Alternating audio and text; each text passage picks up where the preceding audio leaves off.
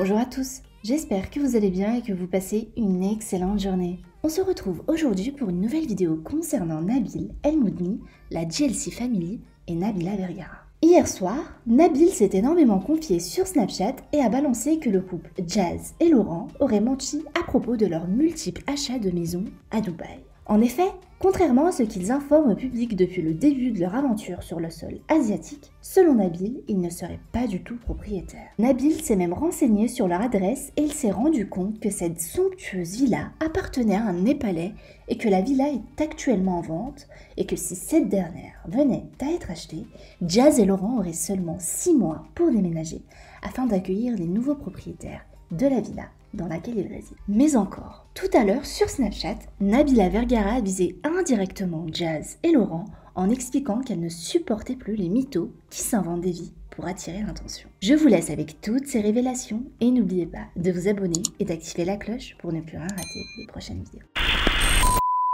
Vous pensez vraiment que si Laurent avait pu bouger de Dubaï, il serait resté à Dubaï, il aurait laissé Jazz partir tout seul, sachant que 2 jours avant, je vous annonce qu'il est bloqué là-bas, juste pour me donner tort, même si c'était pas prévu qu'il y aille, il aurait pris son billet pour partir avec elle. Mais il est bloqué. Et comme je vous l'ai dit, il y a même de fortes chances pour qu'il rentre en prison. Donc mon frère, tu peux montrer ton livret de famille ou ton passeport portugais comme ça, t'as vu? Le fait est que t'es bloqué et que tu peux pas bouger. Ta femme est en France et toi à Dubaï. Qui c'est qui avait raison? Donc rappelez-vous, il y a quelques mois de ça, je vous avais dit que leur voiture n'était pas leur voiture, c'était des voitures de location à l'année, que même leur maison, ils ne l'avaient pas achetée. Ils rabâchaient sans cesse on est propriétaire, mais rien du tout, que du vent. Mais je ne pouvais pas vous le prouver. Je vous l'avais dit, rappelez-vous. Aujourd'hui, je vais vous le prouver. Nous avons enfin acheté une deuxième maison. Donc je vous explique cette maison, on l'a signée hier. C'était hier? Ouais, c'était hier. Et donc elle est comme la nôtre, mais en beaucoup plus grand, le jardin beaucoup plus grand, etc. Mais celle-ci, on la garde aussi. Pourquoi? Donc on vous explique. En gros, notre autre maison, on l'achète. Là, on va en avoir peut-être 3-4 mois de travaux parce que je vais faire... En fait, je vais transformer la maison. Ça va être complètement autre chose. Et du coup, voilà, donc on a des travaux dans le temps qu'elle travaille. Ensuite, on ira habiter dans l'autre puisqu'elle est beaucoup plus grande.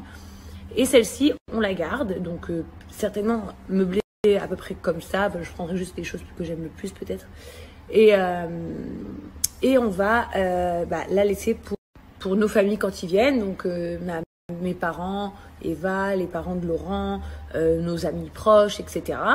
Et puis peut-être qu'avec le temps, on fera de la location sur Airbnb dans cette maison-là. Chose que je pense qu'on fera, bien sûr.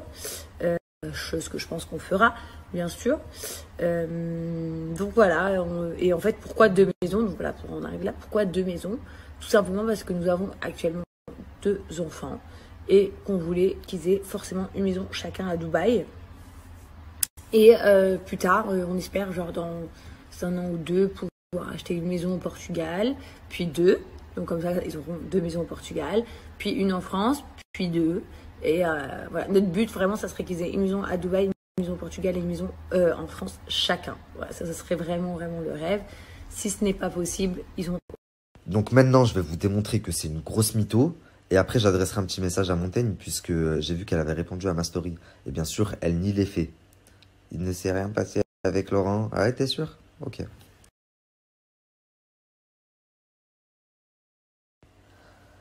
Donc la famille, suivez bien le raisonnement et soyez attentifs, vous allez rigoler.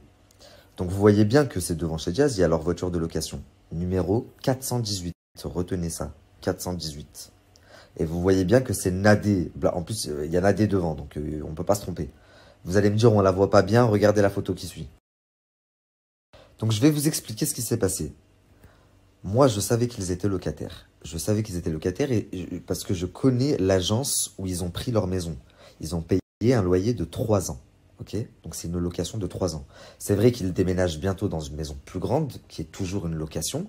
Et ils vont peut-être mettre le leur en Airbnb, enfin celui où ils sont actuellement. Mais c'est tout simplement parce qu'ils ont déjà payé un loyer de 3 ans. Mais dans 3 ans, ils vont devoir se barrer.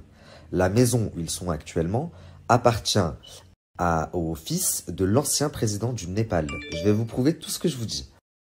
Donc, pour pouvoir vous prouver ce que je dis, ce que j'ai fait, c'est qu'il me fallait le numéro de la maison, puisque je connais le nom du quartier, mais je n'avais pas le numéro de maison. Et donc, une fois que j'ai eu le numéro, via la photo que je vous ai montrée hier, j'ai envoyé un ami à moi à l'agence se faire passer pour un acheteur potentiel. Et vous savez quoi? La maison est en vente à 3 millions, mais elle n'est pas en vente par Jazz et Laurent. Elle est en vente par le vrai propriétaire, qui se trouve être le fils de l'ancien président du Népal. Donc ça veut dire très concrètement que si moi là j'ai 3 millions, je peux acheter la maison où ils sont. Et c'est à moi qui paieront un loyer. Vous ne croyez pas? Regardez les snaps qui arrivent. Donc vous voyez que Karim Ali, c'est l'ami que j'ai envoyé à l'agence se faire passer pour un acheteur. On lui a fait une fiche. Donc c'est une fiche client en fait. Donc c'est un acheteur potentiel qui peut éventuellement acheter la maison de Jazz et Laurent. Regardez le numéro que je vous ai entouré au quartier, c'est le 418. Donc leur maison est en vente. Vous voulez plus de preuves? J'y viens. Se faire passer pour un acheteur potentiel a reçu. Vous voyez qu'en bas du mail, il y a le nom de l'agence par laquelle ils sont passés avec leur numéro. Appelez l'agence, faites-vous passer pour un acheteur potentiel. Le nom du quartier où ils habitent, vous le trouverez très facilement sur les réseaux sociaux. Demandez la parcelle 418. Je vais vous mettre d'autres informations et vous allez voir qu'ils vont vous dire si vous voulez l'acheter, elle est disponible. Et ils peuvent les mettre dehors dans les 6 mois.